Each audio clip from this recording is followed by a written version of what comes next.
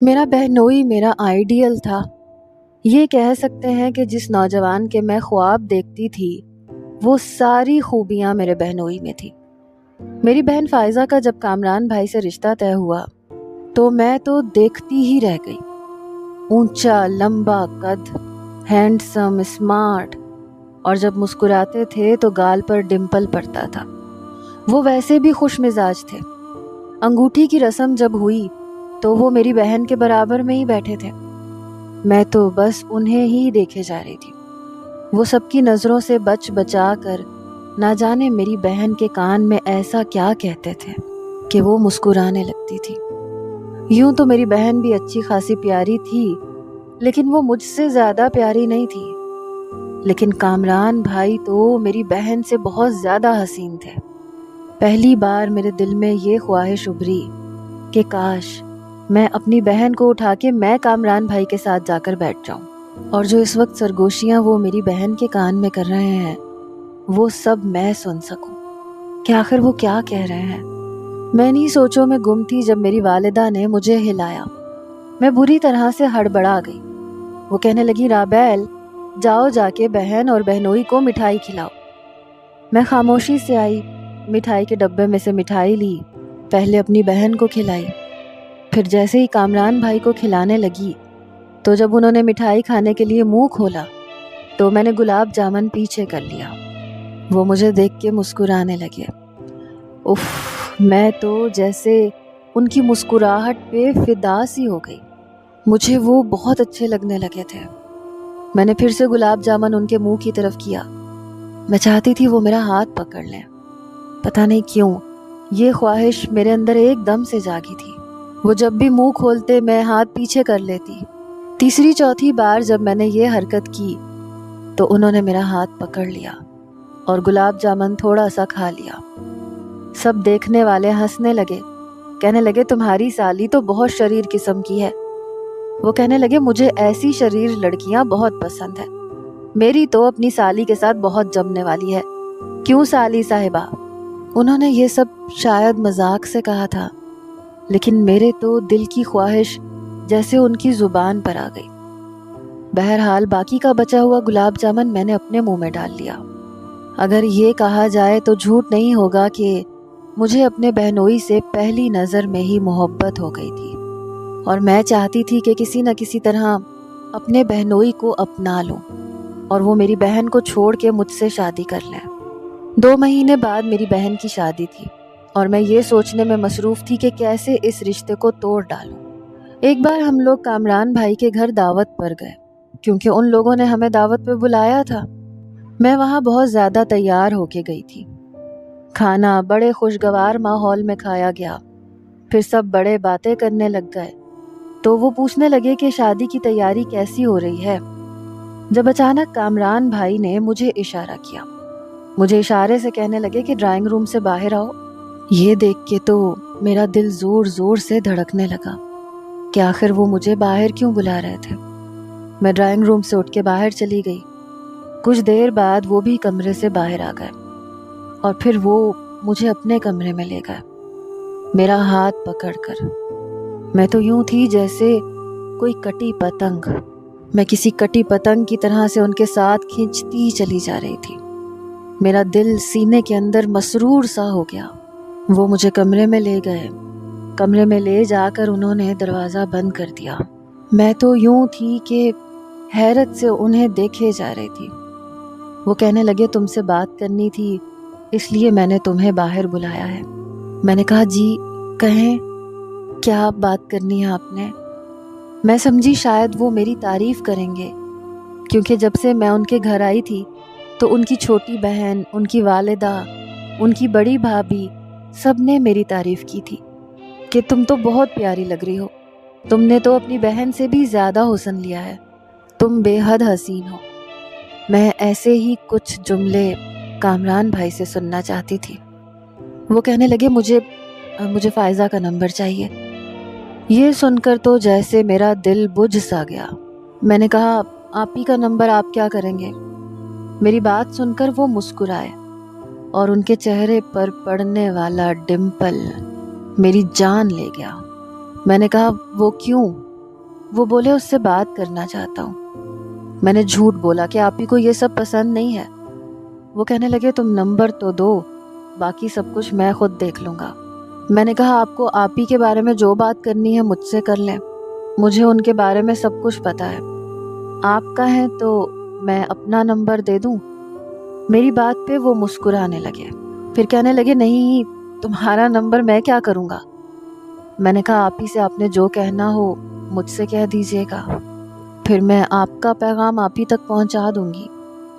وہ کہنے لگے نہیں رابیل، میں تم سے وہ باتیں نہیں کہہ سکتا جو تمہاری آپ ہی سے کرنا چاہتا ہوں۔ پھر وہ کہنے لگے اوکے ٹھیک ہے، چھوڑو، شادی تک صبر ہی کر لیتے ہیں۔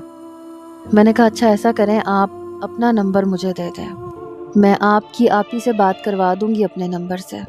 میری یہ بات سن کے انہوں نے اپنا نمبر مجھے دے دیا۔ پھر میں اپنے بہنوئی سے بات کرنے لگی۔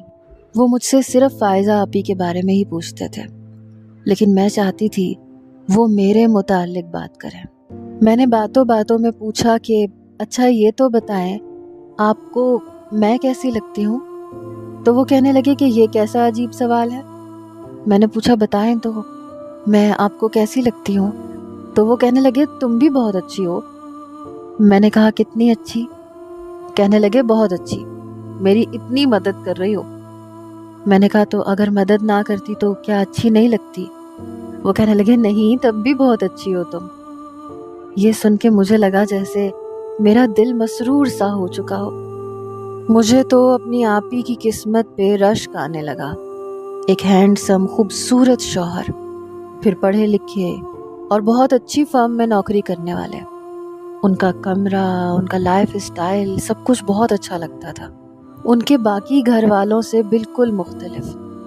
پتہ نہیں کیوں مجھے اپنی بہن سے کوئی جیلسی نہیں تھی، نہ آج تک کبھی ہوئی تھی، کیونکہ میں ہمیشہ ان سے آگے رہتی تھی۔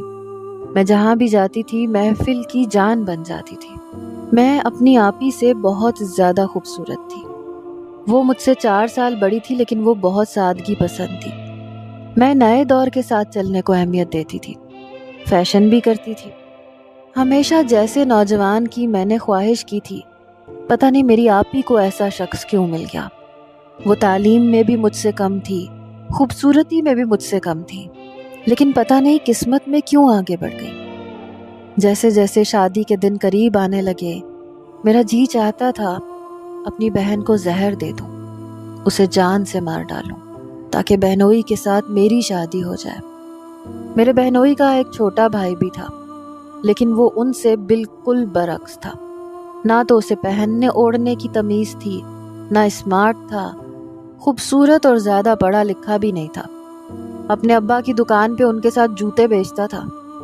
کبھی کبھی میں حیران ہو جاتی تھی کہ دونوں بھائیوں کی زندگی کس قدر مختلف ہے، ایک آسمان ہے تو دوسرا بالکل زمین۔ بہرحال میں نے اپنی بہن کا دل اپنے بہنوئی سے کھٹا کرنے کی بہت کوشش کی۔ کبھی میں ان سے کہتی کہ مجھے تو کامران بھائی بہت مغرور اور گھمنڈی لگتے ہیں، مجال ہے کبھی سیدھے منہ سے بات بھی کر لیں۔ میں چاہتی تھی میری بہن ان سے بدزن ہو جائے اور شادی سے انکار کر دے، لیکن وہ کہنے لگی کہ کوئی بات نہیں، جب میں جاؤں گی تو میں ٹھیک کر دوں گی انہیں۔ میں نے کہا کہ پھر بھی اپیا، مجھے تو ڈر لگتا ہے، کہیں ہر وقت آپ کو ڈانٹتے ہی نہ رہیں۔ ویسے بھی وہ آپ سے زیادہ اسمارٹ ہیں اور خوبصورت بھی ہیں۔ میں نے سنا ہے ایسے مرد تو اپنی بیویوں کو اہمیت ہی نہیں دیتے، انہیں ہمیشہ کمتری کا احساس دلاتے رہتے ہیں۔ فائزہ آپی کہنے لگی کہ مجھے تو ایسے نہیں لگتا، وہ تو انگوٹھی پہناتے ہوئے بھی میرے کان میں سرگوشی میں میری بہت تعریف کر رہے تھے۔ میں نے کہا تب کی بات کیوں کر رہی ہیں، تب تو آپ پارلر سے تیار ہو گئی تھیں، عام زندگی میں تو مختلف ہوتی ہیں۔ لیکن میری بہن نے میری باتوں کی طرف کوئی بھی توجہ نہیں دی، وہ میری بات کو سن کے ہنسی مذاق میں ٹال دیتی تھی۔ میں چاہتی تھی کہ وہ انکار کر دے تاکہ میری شادی میرے بہنوئی سے ہو جائے، لیکن مجھے ابھی تک ایسی کوئی امید نظر نہیں آ رہی تھی۔ پھر جیسے جیسے شادی کے دن قریب آ رہے تھے، میرا دل ڈوبے جا رہا تھا۔ مہندی کی رات بھی آ گئی۔ اس دن میں بہت روئی، سب مجھ سے کہنے لگے تم کیوں روئے جا رہی ہو؟ تو میں نے بہانہ بنا دیا کہ آپی کے جانے کی وجہ سے میں بہت اداس ہوں، میری والدہ اور میری بہن مجھے گلے لگا کر پیار کرنے لگی، لیکن میرے تو آنسو ہی نہیں رک رہے تھے۔ اصل وجہ سے تو سبھی انجان تھے۔ مہندی کی رات جب کامران بھائی رسم کے لیے آئے تو میں تو انہیں دیکھتی ہی رہ گئی۔ وہ شلوار قمیض پہنے کسی سلطنت کے بادشاہ لگ رہے تھے۔ پتہ نہیں کیوں مجھ سے یہ سب برداشت نہیں ہو رہا تھا۔ ان کے ساتھ کھڑا ان کا چھوٹا بھائی ان کے بالکل برعکس تھا۔ وہ تو ان کا بھائی لگتا بھی نہیں تھا۔ اس کی رنگت بھی کچھ گندمی سی تھی، قد بھی مناسب تھا اور نین نقش بھی مناسب سے تھے بس، لیکن بھنگڑے ڈال رہا تھا۔ جب مہندی کی رسم ہونے لگی تو میں چپ چاپ کونے کے آخری ٹیبل پہ بیٹھ گئی تو ان کا دیور میرے پاس آ گیا۔ کہنے لگا، آپ یہاں پہ کیوں اکیلی اداس بیٹھی ہیں؟ رسم کیوں نہیں کر رہی ہیں؟ میں نے کہا مجھے نہیں کرنی یہ رسم۔ تو یہ سن کے وہ میرے سامنے والی کرسی پہ بیٹھ گیا۔ کہنے لگا، کیوں نہیں کرنی رسم؟ آپ کی بہن کی شادی ہے، رسم نہیں کریں گی؟ میں نے کہا ہاں، میں اپنی آپی کے جانے کی وجہ سے اداس ہوں۔ تو کہنے لگا، اس میں رونے کی کیا بات ہے یا اداس ہونے والی کیا بات ہے؟ آپ کو اگر اپنی آپی سے اتنی محبت ہے تو میں آپ کا یہ مسئلہ حل کر سکتا ہوں۔ میں نے اسے حیرت سے دیکھا، پھر میں نے اسے کہا وہ کیسے؟ کہنے لگا، آپ اپنی آپی کی دیورانی بن جائے۔ اس کی بات سن کے میرے تو جیسے ہوش ہی اڑ گئے۔ اس کی ہمت بھی کیسے ہوئی مجھ سے اس قسم کی بات کرنے کی؟ تھا کیا وہ؟ کہاں میں؟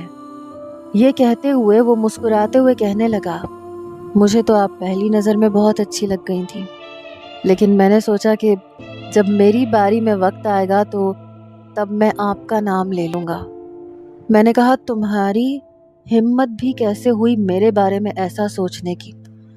میری بات پر اس کے مسکراتے ہوئے چہرے پر سنجیدگی چھا گئی۔ وہ مجھ سے کہنے لگا، کیا مطلب؟ میں آپ کے بارے میں کیوں نہیں سوچ سکتا؟ میں نے کہا، آپ جا کے خود کو آئینے میں دیکھیں تو آپ کو پتہ چل جائے گا۔ اب میں اتنی بھی گری پڑی نہیں ہوں کہ تم جیسے شخص کے ساتھ شادی کروں گی۔ اپنے بھائی کو دیکھا ہے تم نے، کتنی زبردست شخصیت ہے ان کی، اور خود کو دیکھو، میں کبھی بھی تم سے شادی نہیں کروں گی۔ میری بات سن کر وہ فوراً ہی کرسی سے اٹھ کے چلا گیا۔ میں ویسے ہی تپی بیٹھی تھی، میرے تو جیسے ارمانوں کا قتل ہو گیا تھا۔ مہندی بھی اپنے اختتام پر پہنچ گئی۔ پھر شادی کی رات جب میری بہن رخصت ہو کر اپنے سسرال چلی گئی تو پوری رات مجھے نیند نہیں آئی تھی۔ جب بھی میں یہ سوچتی کہ میرا بہنوئی میری بہن کو اپنی محبت سے سیراب کر رہا ہوگا تو میں تڑپ سی جاتی تھی۔ مجھ سے یہ سب کچھ برداشت ہی نہیں ہوتا تھا۔ وہ ساری رات میں نے رو رو کے گزار دی۔ صبح تک میری آنکھیں بہت زیادہ سوجی ہوئی تھیں، جنہیں دیکھ کر میری والدہ کہنے لگیں کہ اتنا بھی کیا ہو گیا؟ اتنی محبت تو کبھی تم نے فائزہ سے نہیں کی جتنا اب تم اس کے لیے روئے جا رہی ہو۔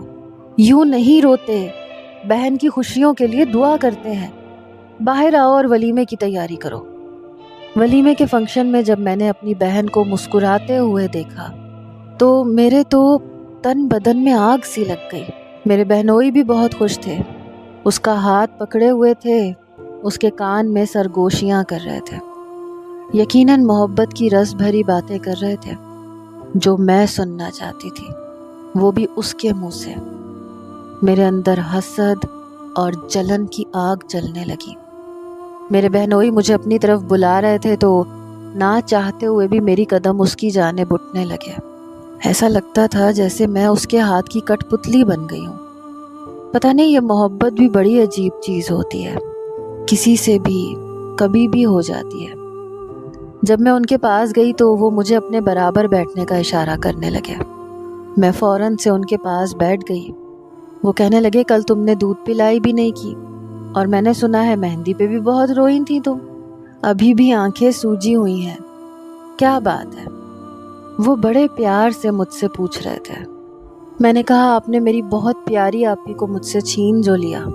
میری بات پر وہ مسکرانے لگے، کہنے لگے، آخر اس کی شادی تو ہونی ہی تھی نا، ویسے بھی میں تمہاری بہن کو کہیں بھگا کے تھوڑی لے کے جا رہا ہوں، میرے گھر کے دروازے ہر وقت تمہارے لیے کھلے ہیں، تم جب چاہو اپنی آپی سے ملنے آ جاؤ۔ तुम्हें किसी ने रोकना थोड़ी है, हमारे घर में कोई भी एतराज़ नहीं करेगा। तुम जब चाहे अपनी आपी को अपने साथ अपने घर ले जाना। आपी भी मुझे बड़े प्यार से देख रही थी। अब तो जैसे मैंने बहाना ही पकड़ लिया। किसी ना किसी बहाने में अपने भाई से कहती कि मुझे आपी के घर छोड़ दो। वो मुझे छोड़ देता। मैं 2-2 दिन वहीं पे रहती, आपी से बातें करती रहती। रात को जब कामरान भाई आते तो तब भी मैं उनके कमरे में बैठी बातें करती रहती। रात के 2 बज जाते। मेरी आपी की भी आंखें सूजने लगती थी, लेकिन मेरी तो शायद कामरान भाई से बातें ख़त्म ही नहीं होती थी। कभी किसी टॉपिक पे तो कभी किसी टॉपिक पर। असल में मैं ये चाहती ही नहीं थी कि वो ज़्यादा वक्त आपी के साथ गुजारें। बहरहाल उनके घर में एक गेस्ट रूम था, मैं वहाँ जाके सो जाती थी। अब मेरी वालिदा मुझे डांटने लगी थी कि बहन के ससुराल में तुम यूं जाके बैठ जाती हो, ये बहुत बुरी बात है। ऐसे ही 1 साल गुजरा था जब मेरी बहन उम्मीद से हो गई। मेरी वालिदा उसे अपने घर ले आई। 2 महीने उन्हें यहीं पे रहना था और इन 2 महीनों में कामरान भाई को चैन नहीं आ रहा था। वो बार बार हमारे घर आ जाते और मेरी तो जैसे ख्वाहिश पूरी हो गई। मैं हर वक्त उनके आगे पीछे घूमती रहती, कभी उनके लिए चाय बनाती, कभी कहने लगती कि आए ना भाई टीवी देखते हैं। एक बार ऐसे ही हुआ, सब घर वाले सो चुके थे, लेकिन मैं कामरान भाई के साथ लाउंज में बैठी टीवी देख रही थी। उनकी आंखों में नींद उतरने लगी थी। वो मुझसे कहने लगे, अच्छा अब मैं सोने लगा हूँ, मुझे फिर सुबह ऑफिस भी जाना है, फिर मैं वहीं से अपने घर चला जाऊँगा। मैंने कहा चाय पी लें, चाय बनाऊँ आपके लिए? कहने लगे हाँ बना लो। फिर मैंने उनके लिए चाय बनाई, लाके टेबल पे सामने रख दी। फिर मैं खुद भी उनके बराबर में बैठ गई। ये देख के वो ज़रा सा पीछे हटे। फिर मैं उनसे कहने लगी कि आप मुझे बहुत अच्छे लगते हैं, आप ही तो बहुत लकी हैं जो उन्हें आप जैसा शौहर मिला है। मैं उस वक्त बीए के आखिरी साल में थी। ये सुनकर वो मुस्कुराने लगे, फिर कहने लगे कि ऐसी कोई बात नहीं है, तुम्हारी आपी भी बहुत अच्छी है। मैं खुद को खुशकिस्मत समझता हूँ कि मुझे फ़ायज़ा जैसी बीवी मिली है। उनका ऐसे कहना मुझे बड़ा बुरा लगा और ये मुझसे बर्दाश्त ही नहीं हो रहा था कि वो आपी की तारीफ़ कर रहे हैं। मैंने कहा आपको अजीब नहीं लगता? आपी ने तो सिर्फ इंटर तक पढ़ा है और आप अच्छे खासे पढ़े लिखे हैं। तो वो कहने लगे इसमें बुरा मानने वाली कौन सी बात है, और अजीब क्यों लगेगा, उसमें और भी बहुत सी खूबियाँ हैं। फिर अचानक ही चाय पीने के दौरान मैंने उनका हाथ पकड़ लिया। मैंने कहा आप मुझे बहुत अच्छे लगते हैं। पहली बार वो बुरी तरह से चौंके। उन्होंने अपना हाथ मेरे हाथ से छुड़वाया और गुस्से से खड़े हो गए। पहली बार मैंने अपने लिए उनके चेहरे पर नागवारी सी देखी। फिर फौरन से वो उठकर आपी के कमरे में चले गए। पता नहीं उन्हें मैं नज़र क्यों नहीं आती थी, हालांकि मैं आपी से बहुत ज़्यादा खूबसूरत थी। फिर भी वो बस आपी की तारीफ़ करते रहते थे। मुझसे ये चीज़ सही नहीं जाती थी। मेरा बीए क्या कंप्लीट हुआ, मेरे लिए रिश्ते आने लगे। अब तो मुझे अपनी परेशानी होने लगी। आपी की डिलीवरी का वक्त भी करीब था, मुझे ही वहाँ जाना था। उन्हीं दिनों मेरा एक बहुत अच्छा रिश्ता आ गया। देखने में वो लड़का शक्ल सूरत में बस मुनासिब सा ही था, लेकिन खाते पीते अमीर घराने से ताल्लुक़ रखता था। मेरा दिल ही नहीं मानता था। मैं तो अपनी बहन के मर जाने की दुआएं करती थी कि अल्लाह करे डिलीवरी में वो मर जाए और अपने बहनोई से मेरी शादी हो जाए। मेरी वालिदा बार बार मुझसे पूछ रही थी कि क्या जवाब दूं, तो मैंने कहा कि अम्मी अभी आप रुक जाए, मुझे अभी शादी नहीं करनी। आप ही की हालत देखी है आपने, किसी भी वक्त पैगाम आ सकता है। बस अभी आप छोड़ें मेरी शादी को ना, पहले आप ही का वक्त तो पूरा हो जाए, फिर देखा जाएगा। तो मेरी वालिदा ने उस रिश्ते से इनकार तो नहीं किया, लेकिन हमने उनसे वक्त ले लिया कि अभी बड़ी बेटी की डिलीवरी का वक्त है, इसलिए हम कुछ महीने बाद जवाब देंगे।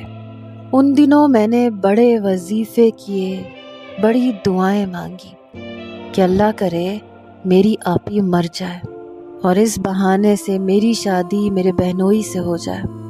कुछ दिन बाद दोपहर के वक्त आपी का फ़ोन आया कि आज अस्पताल वालों ने हमें बुलाया है क्योंकि बच्चा ऑपरेशन से होगा।